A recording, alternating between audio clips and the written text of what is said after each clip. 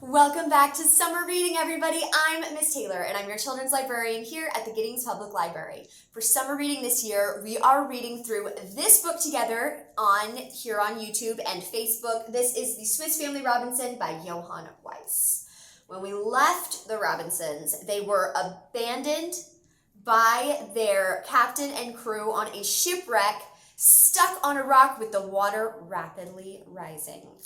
And we'll see today if they make their escape in Chapter 2. Are you ready for a story? I quickly roused the boys. We all assembled on deck, and then, for the first time, they saw that we were alone on the ship. "Oh, Papa, where are the sailors and the other passengers, and how are we to get to the land? Are they gone? Why did they not take us?" exclaimed they. "My children," I said, "though we seem deserted, we must not despair. Let us bestir ourselves and each cheerfully do his best." "The sea is quite calm enough for us to reach land by swimming," said Fritz. "Swimming is right for you," answered my second son Ernst, "but not for those of us who can't swim."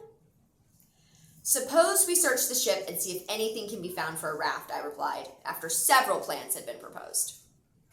All dispersed at once in different directions. I descended first to the provision room, where to my great satisfaction I found a good supply of both food and water.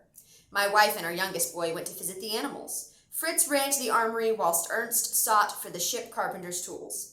As Jack opened the door of the captain's cabin, two large dogs sprang out and bounded upon him so roughly that they threw him down and made such boisterous demonstrations that he thought they were about to devour him. He recovered himself quickly and, seizing the largest dog by the ears, jumped on his back and rode gravely to meet me as I came up the hatchway. One by one, the various explorers returned with their prizes, each bringing what he considered most useful in our position.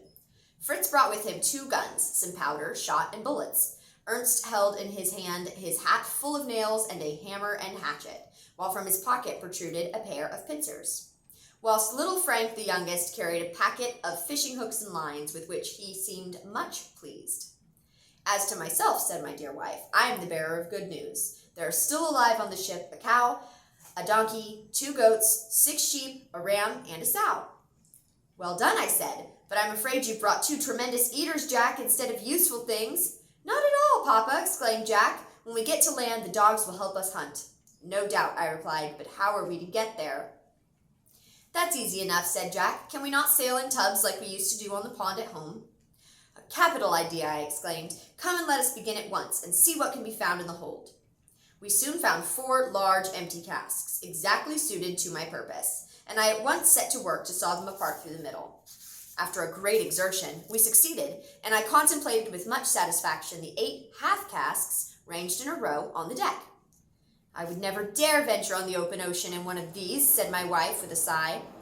"Do not alarm yourself so soon, my dear," I replied. "My contrivance is not yet finished, and you will find that these tubs are much to be preferred to a shattered wreck on the rocks." After another search, I got a long, flexible plank, and upon this nailed my 8 tubs. 2 other planks were nailed firmly to each side of the tub and brought together at the ends, making a stem and stern. I thus made a narrow boat, divided into 8 compartments, all strong and well fitted, but to my dismay, it was so heavy that we were not able to move it an inch.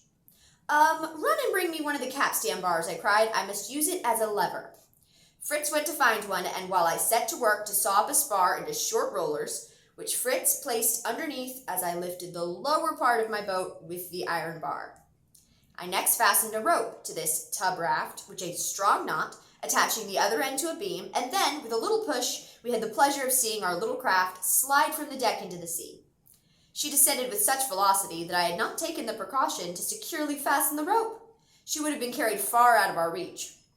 Unfortunately, the boat leaned so much to one side that it would have been dangerous to embark in her. I saw at once what was wanted, and quickly gathering up all the heavy things around me, I threw them as ballast into the tubs, and the boat gradually righted itself. But something more was required to make her perfectly safe, and I determined to fix 2 outriggers similar to those employed by various savage tribes. I securely fastened 2 topsail yards, one over the stem, the other across the stern, in such a manner that they would not be in the way when we pushed off our boat from the wreck, and fixed the end of each yard into the bunghole of an empty brandy cask. By this contrivance, the boat was balanced and kept steady during our short voyage, and nothing now remained but to find some oars for use on the morrow. I took the precaution to make my boys fix the empty cans and flasks to their arms as a means of safety should anything happen to the ship, and persuaded my wife to dress herself in sailor's clothes, as being more convenient for swimming should she be thrown into the water. Although she objected greatly at first, I finally convinced her of the safety the dress would prove in case of accident, and she retired to make the change. When she reappeared, I could not help paying her a compliment, for the dress became her admirably. With bright hopes for the morning, we all retired to our berths, and a peaceful sleep prepared us for the exertions of the coming day. In Chapter 3, we'll see if the Swiss Family Robinson makes it safely to land.